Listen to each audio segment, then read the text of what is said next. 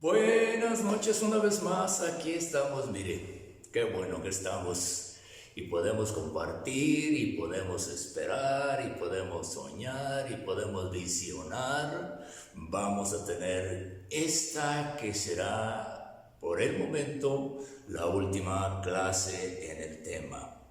Ya acordamos que nos prolongaríamos por unas 8 clases, 8 semanas. Y es asombroso cómo han pasado tan rápido estos 2 meses. Quise respetar el 8 que acordamos y resumí. Pensé que iban a haber una clase más, pero decidí que íbamos a respetar el tiempo programado. Así es que vamos a tener nuestra última clase en este tema.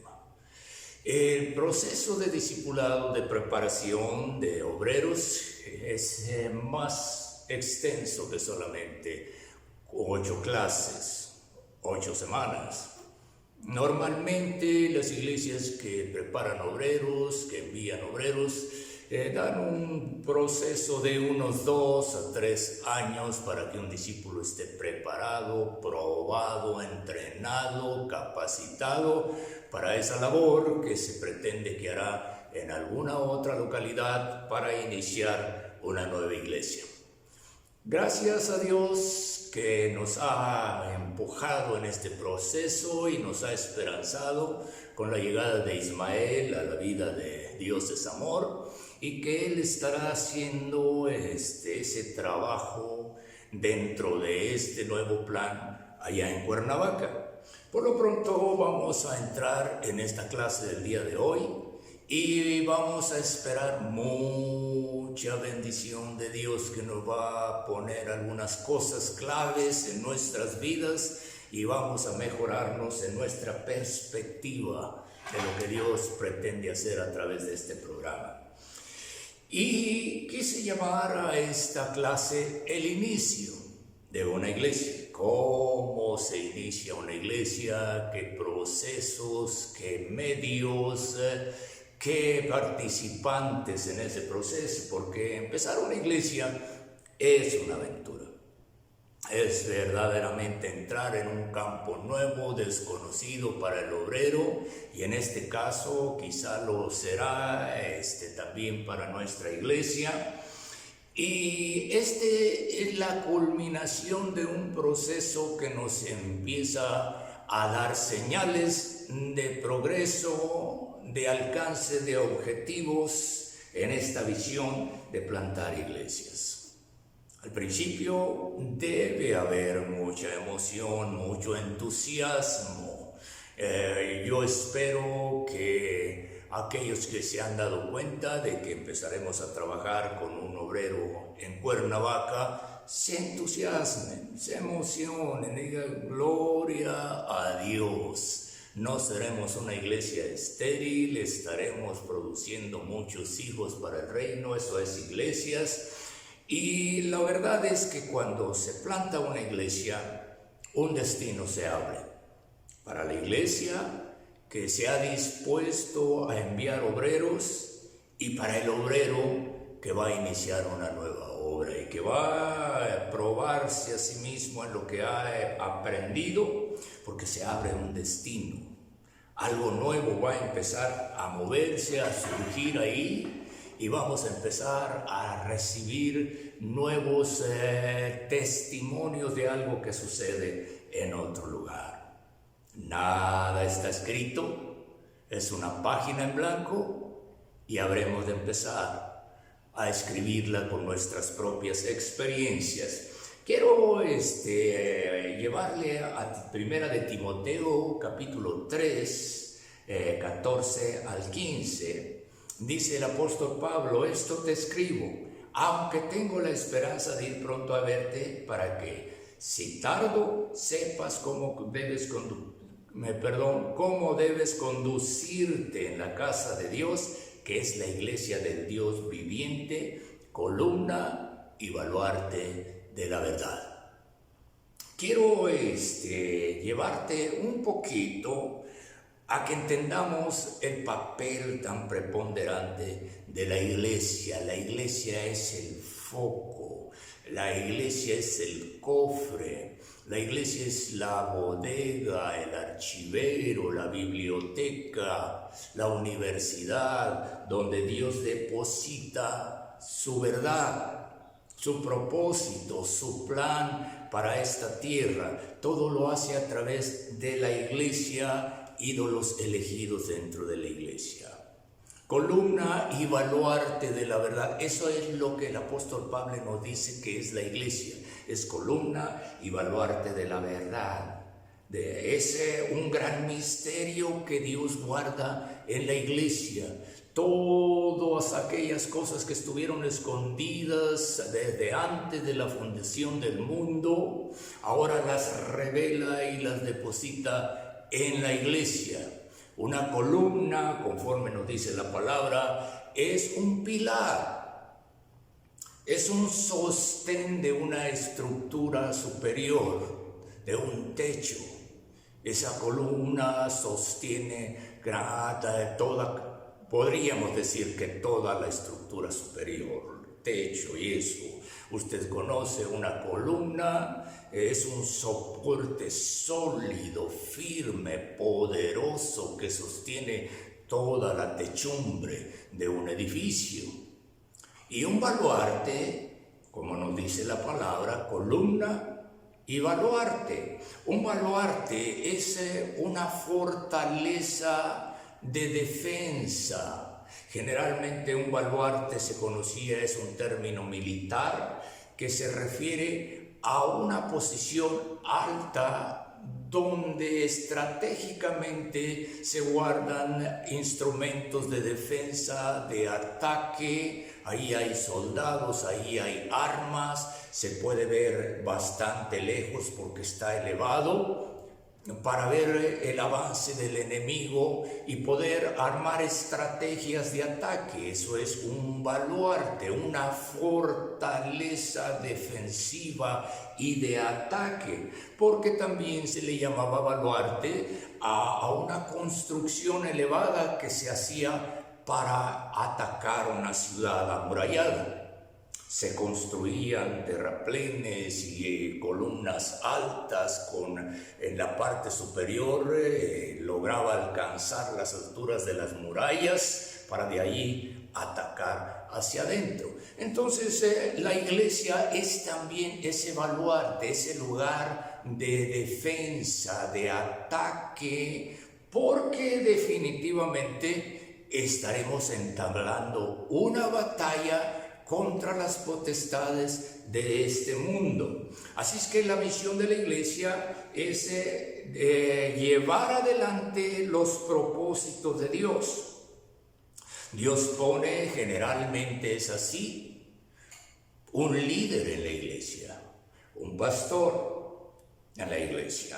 Y Dios pone la visión en ese líder, en ese pastor, para que él la inyecte a la iglesia, entusiasme a la iglesia, instruya a la iglesia en los propósitos eternos de Dios, para que esa iglesia no se convierta nada más en una iglesia comodicia, cómoda, relajada, bendecida, pero que no lleva esa bendición a los lugares lejanos a donde Dios quiere que llegue su palabra.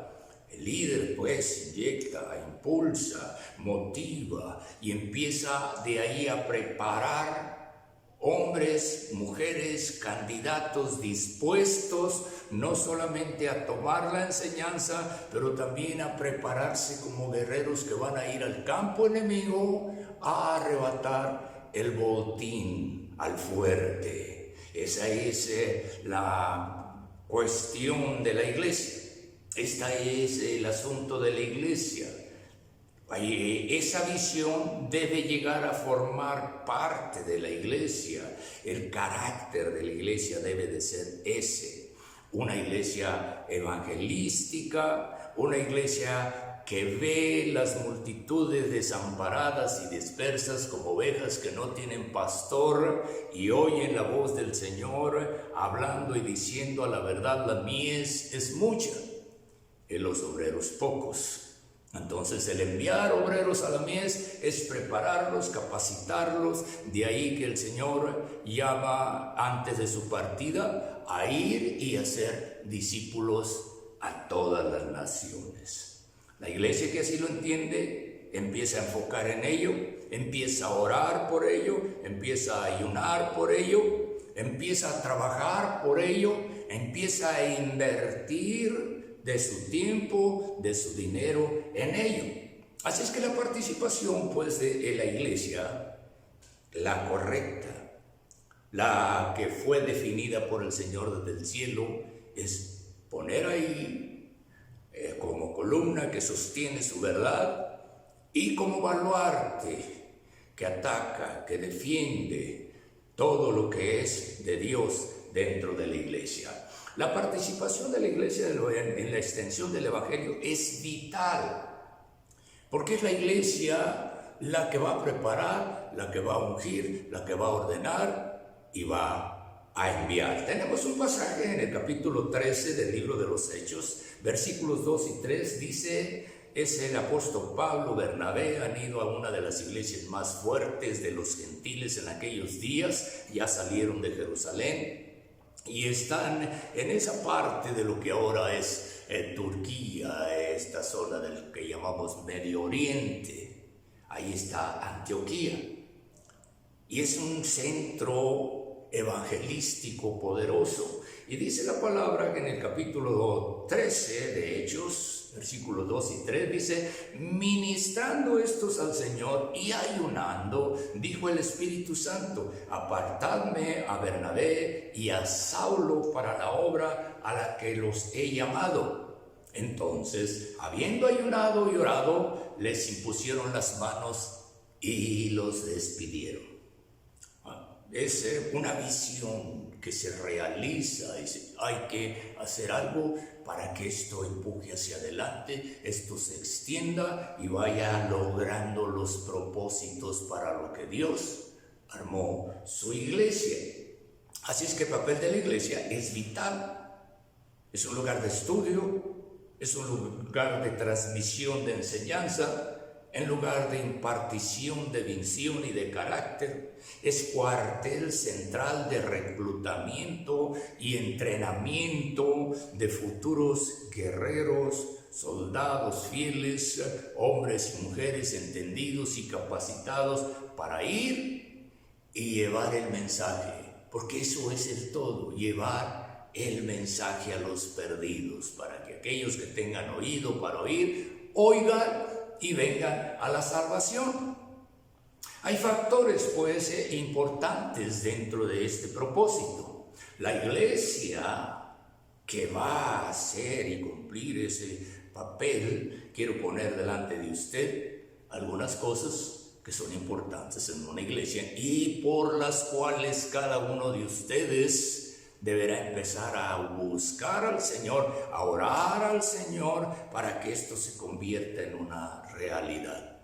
Primero, la iglesia que envía, la iglesia misionera evangelística debe multiplicarse localmente. Y es algo por lo que ustedes van a empezar a contender de todo corazón y con toda su fuerza. Es decir, nuestra iglesia debe crecer. Necesitamos buscar dentro de la iglesia a los que han de venir y que se han de integrar a este equipo y han de hacer fuerte esta iglesia para que tengamos suficiente material humano, suficientes discípulos a preparar y hacer todo el trabajo que se tiene que hacer, que requerirá de la multiplicación de la iglesia. En este punto, la iglesia en conjunto con el pastor, hay que preparar estrategias, hacer estrategias que nos permitan ir captando miembros de la iglesia, que la iglesia vaya creciendo en multiforma, en muchas formas. La iglesia debe crecer, tener hombres y mujeres con dinero, riquezas, capacidades, habilidades que van trayendo a la iglesia, y la iglesia se va haciendo más versátil, más apta, más capaz. Tiene todo tipo de miembros con diferentes habilidades y dones que van enriqueciendo la vida de la iglesia, y la iglesia debe ir creciendo. Debe multiplicarse. Es importante pues que la iglesia se multiplique, porque tendremos ahí el recurso humano, discípulos nuevos, porque si esta iglesia va a estar enviando obreros, si no estamos captando nuevos, nos quedaremos vacíos. Si nos quedaremos sin los mejores hombres y mujeres, porque es lo mejor, lo que se envía.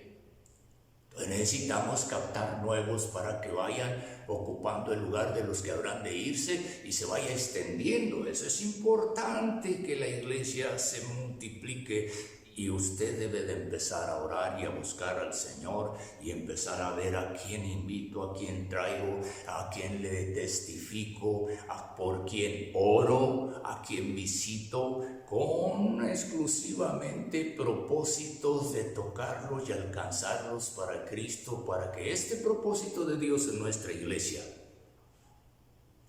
se extienda, se amplíe. Es importante. La iglesia debe de crecer entonces en factores de multiplicación. Y por supuesto, la iglesia debe de aumentar en finanzas. Todos los proyectos en este mundo, aún los más divinos, los más celestiales, los más espirituales, están ligados al dinero.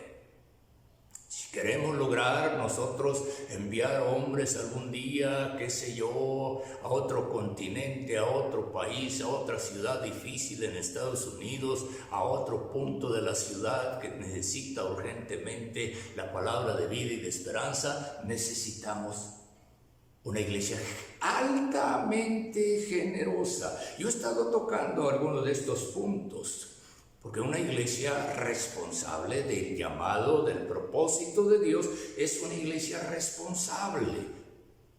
Tener hijos es costoso, los padres lo sabemos. Los hijos cuestan, y cuestan bastante. Mucho dinero nos cuestan los hijos, muchos dolores de cabeza, muchos momentos difíciles. Y en este papel la iglesia juega un papel de suma importancia. Cada uno de ustedes deberá de empezar a enfocar en su generosidad. Y como he dicho en otras ocasiones, la generosidad no depende de las necesidades que la iglesia tenga, sino del corazón que tengamos. Usted sabe, cuando somos generosos. No estamos poquiteando, no estamos viendo qué tanto menos doy, sino qué tanto más doy. No porque la iglesia esté en quiebra, sino porque simplemente se necesita. Usted conoce la historia de Eliseo y aquella mujer que, sin que nadie le pidiera, le dijo a su marido: oye, pues este hombre de Dios pasa por aquí, vamos a hacerle un lugar donde descanse y le ponemos mesa y silla para que estudie, para que trabaje. Y Eliseo le dice: ¿qué quieres que haga por ti? Que hable al rey o que te presente al general. Dice: no necesito nada. Lo único que necesito es satisfacer mi corazón bendiciéndote. Es todo. Eliseo también dice: no necesito nada, mujer. No necesito nada, estoy bien. Ahí no vemos una imagen más que de alguien que es generoso y quiere bendecir. Yo deseo tener en cada uno de ustedes a ese hombre, a esa mujer que se desprende, que simplemente fluye en generosidad y busca la manera de bendecir la iglesia de Dios. Aquí está el apóstol Pablo en Filipenses 4, 10, 17. Dice, normalmente no leo pasajes largos, pero este es un poquito larguito. Dice: en gran manera me gocé en el Señor de que ya al fin habéis revivido vuestro cuidado de mí. de lo cual también estáis solícitos, pero os faltaba la oportunidad.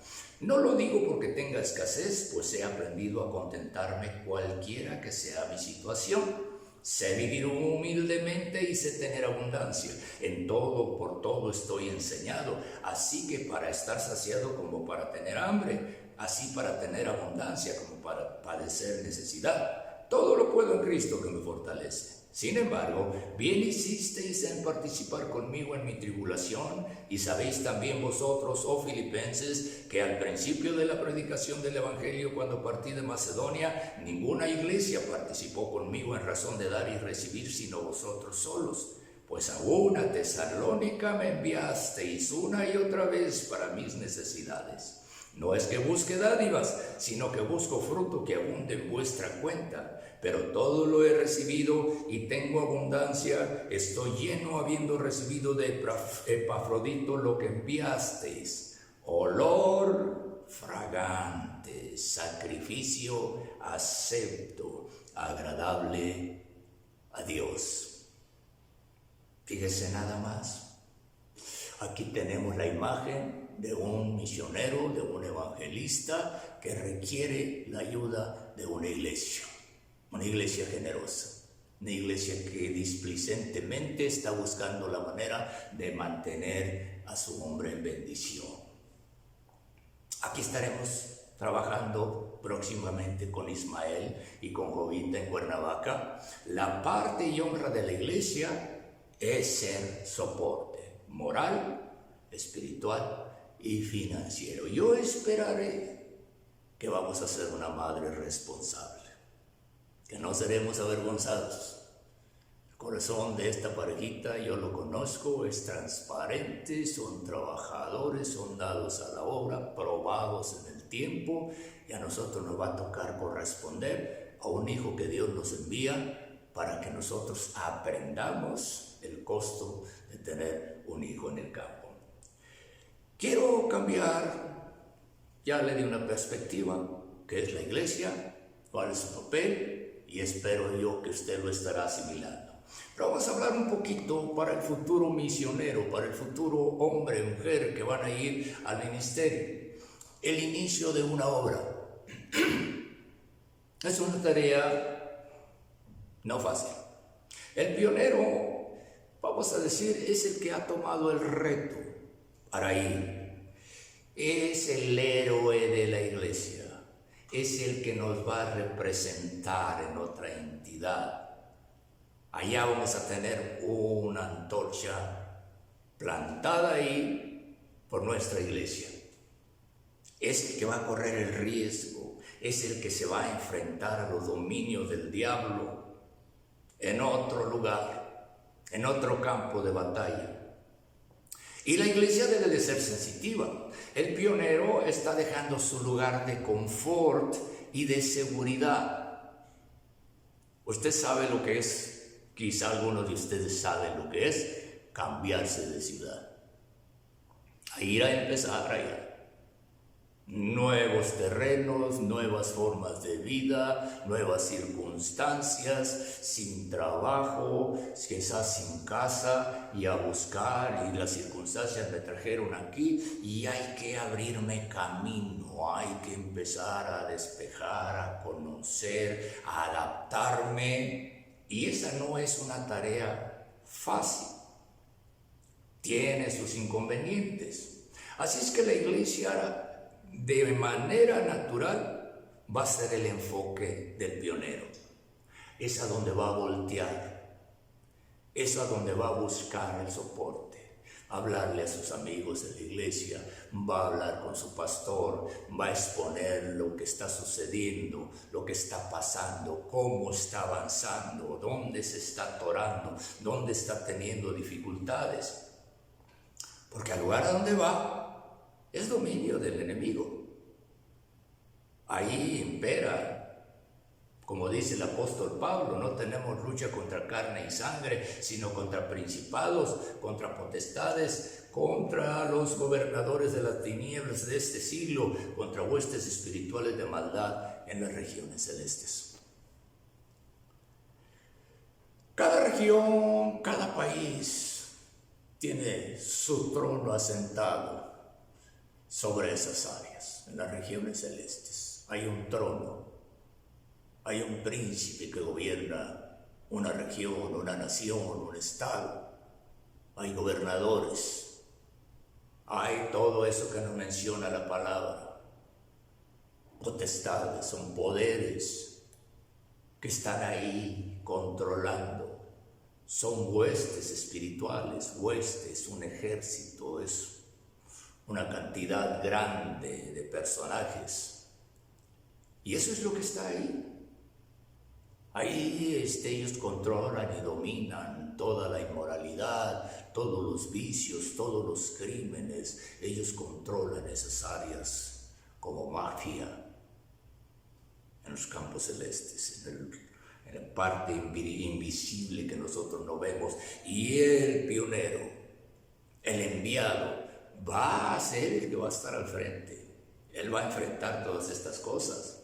El diablo tiene su organización, comando de autoridad en cada país, en cada región, en cada ciudad. Y el pionero va ahí a ese campo minado por el diablo. Y para que pueda ganarse una batalla debe haber una logística. Y la iglesia provee esa logística. La logística en términos militares son estrategias ocupadas del movimiento de tropas, de su transporte, de su abastecimiento, de proveer todo lo que se va a necesitar. La logística en los tiempos de guerra son los ingenieros que preparan, que hacen puentes, que hacen torres, que hacen baluartes, que tienen toda la estrategia de cómo se va a mover ese ejército, cómo se va a alimentar, cómo va a suplir sus necesidades. Y esa parte organizacional lo debe de tener la iglesia. Y la logística cuesta. Aquel es el que va a luchar las batallas, pero nosotros vamos a respaldarlo con nuestra logística para que esté preparado para enfrentar esas batallas, porque él va a enfrentar un ambiente desconocido. Todo es nuevo en una ciudad. Iniciar desde cero, encontrar casa, conocer la ciudad, empezar a buscar a los elegidos, quizá empezará en su casa, los primeros servicios, conseguir el local donde va a empezar a crecer un poco o más, el equipo necesario, sillas, mesas, equipo de sonido, cosas que se van a necesitar, quizá para hacer una publicidad, quizá para repartir publicidad donde grupos de la iglesia estarán yendo a ayudar. La iglesia es parte de todo ello y todo ello demanda finanzas. Usted me va a oír bastante hablar de esto, pero entienda usted, soy un hombre que conoce ese campo. Yo he tenido que estar al frente, yo he preparado obreros, los he enviado y sé que se necesita este factor que debe de hacerse muy claro en usted. Si no hay dinero, no hay victoria. Alguien dijo que las guerras las ganan los que tienen más dinero. Una iglesia no debe de ser una iglesia paupérrima, pobre. Debe de ser una iglesia donde fluyen finanzas para proporcionar lo que es necesario para todos los proyectos de extensión. Quiero llevarlo a un puntito más, algunas realidades en la plantación de iglesias. Hay mucha emoción. Yo me puedo imaginar el día en que de ahí de la iglesia se levante la primera pareja, el primer hombre o mujer que va a ir a otro lugar, que lo pasen al frente, que pasen un grupo de hermanos, de los ungidos de Jehová, a imponer manos sobre esa pareja, a ordenarlo ministro, representante de la iglesia. La emoción, wow, emotivo. Todos estamos llenos de entusiasmo, es la emoción de la iglesia evangelística, es el toque divino, es el cambio de conducta, de actitud, de visión, de propósito. Algo se mueve ahí, se emociona, porque estamos en la voluntad de Dios. Dice Proverbios 24:11, libra a los que son llevados a la muerte, salva a los que están en peligro de muerte. Y en esto nos estamos involucrando. Somos salvavidas de parte de Dios. Proverbios 11:30, el fruto del justo es árbol de vida y el que gana almas es sabio. Y en eso nos estamos involucrando. En la sabiduría de Dios de alcanzar a los perdidos. Es un gozo cuando realizamos que estamos haciendo lo que es grato para Dios, buscando alcanzar a los perdidos, cumplir el propósito de aquel que vino a rescatar lo que se había perdido.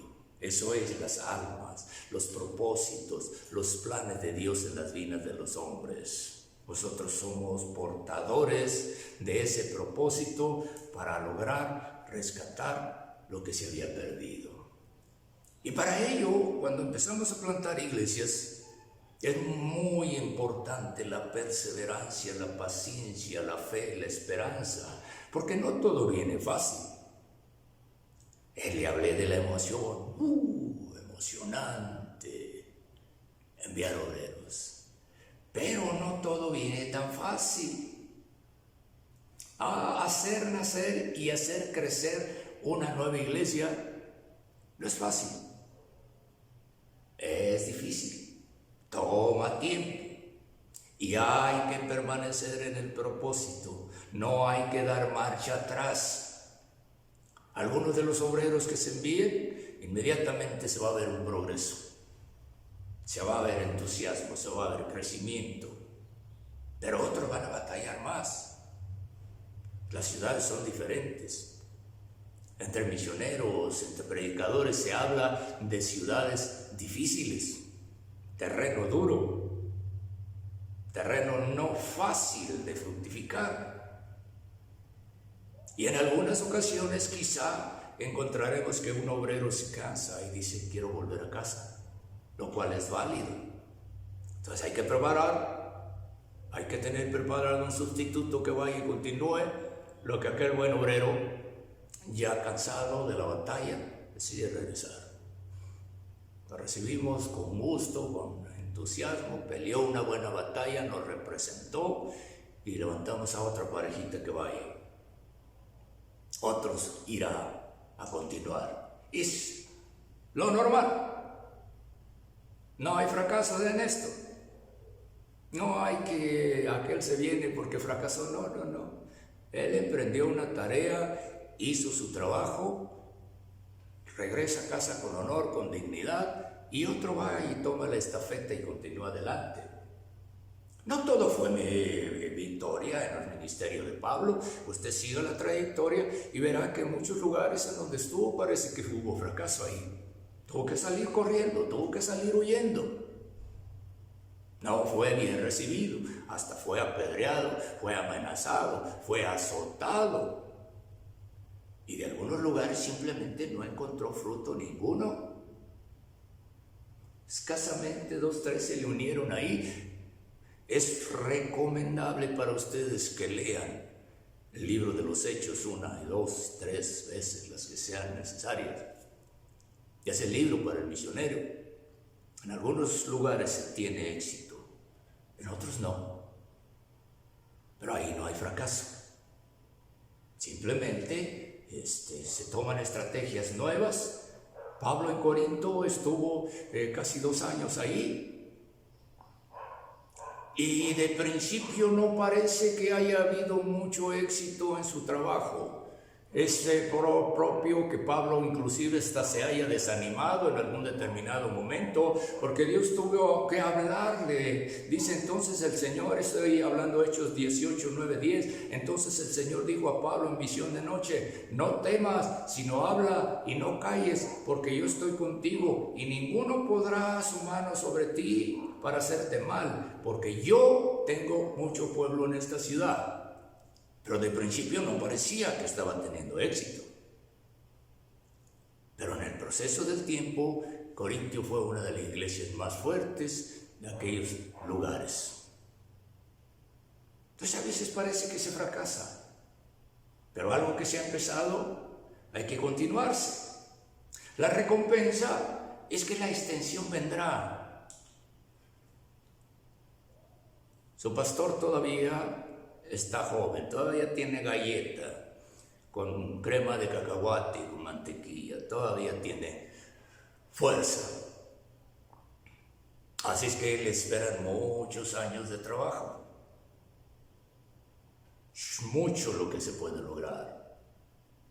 Usted simplemente aférrese y esté ahí, aférrese a su pastor, a su iglesia, a la visión que está empezando a crecer entre nosotros, porque la recompensa es que la extensión vendrá.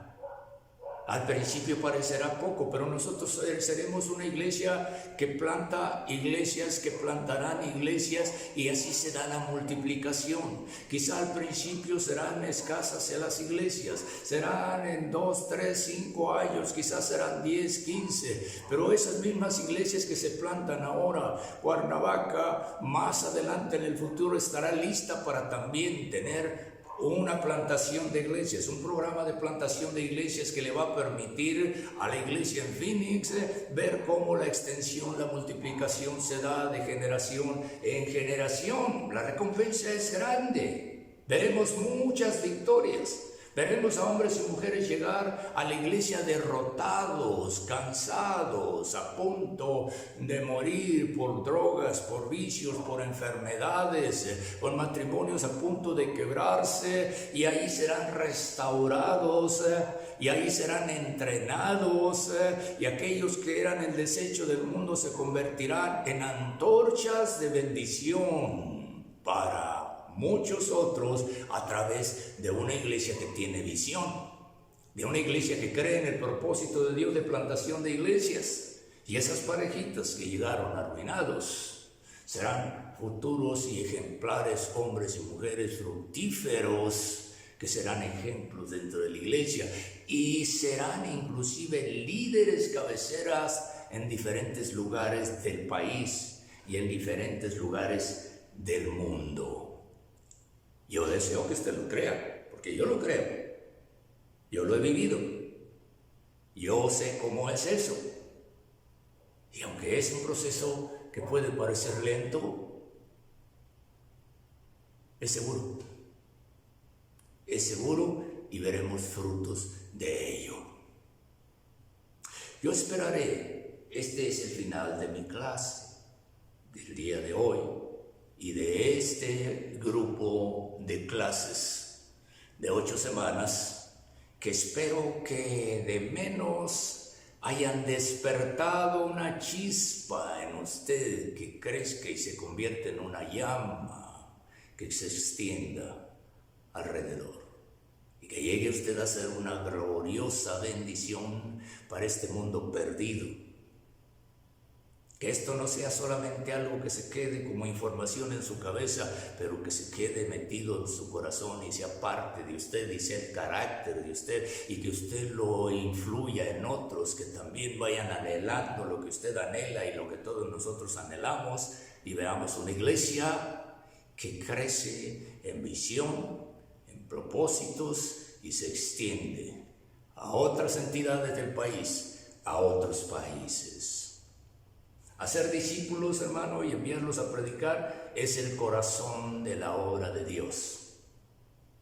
Dios no arma su iglesia nomás para que sea un refugio de asilo, de desahuciados del mundo que encuentran aquí un lugar de remanso y de esperanza. Pero es un lugar donde Dios instruye como la universidad del cielo y donde Dios equipa como el cuartel general del cielo para que seamos usted y yo aquellos que van a ir al campo del enemigo y van a arrebatar el botín del fuerte y vamos a liberar a los cautivos. Es la realización de la iglesia. Es un esfuerzo que requiere dedicación, devoción y entrega. Y yo creo que usted y yo lo podemos tener. Lo que le digo es que su recompensa en el cielo es invaluable. Y usted empezará a sentir esa recompensa y a vivirla aquí mismo, antes de que nos vayamos a casa. Hay que hacer algo antes de irnos a casa. Lo dejo con esto. Vamos a hacer una oración y yo voy a esperar que esto esté impactando su vida, esté impactando su corazón, esté encendiendo la visión, esté usted encendiéndose en ánimo nuevo y veamos un semillero en Dios es amor, de hombres y mujeres que estarán llenando el mundo para Cristo.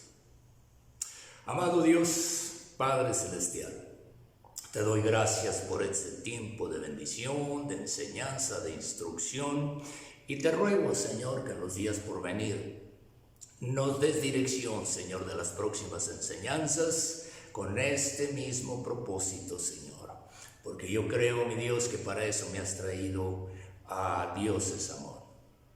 A ser parte, Señor, de encender una visión, extender, Señor, oh Dios, a tu gente, alcanzar tus propósitos. Que haga un impacto en el corazón de cada uno que oye, Señor, oh Dios. Y tú, mi Dios, hagas de nosotros instrumentos de valor, instrumentos de salvación, de liberación, mi Dios. Por todo esto yo a ti solamente te daré la gloria, la honra y la alabanza en el nombre precioso de Jesús. Amén. Ha sido un gusto. Mire, llegamos al final de este curso de 8 semanas y usted está vivo y yo también. Quiere decir que no ha sido mortal, sino todo lo contrario. Yo espero que llegamos a este lugar más vivos de cuando empezamos.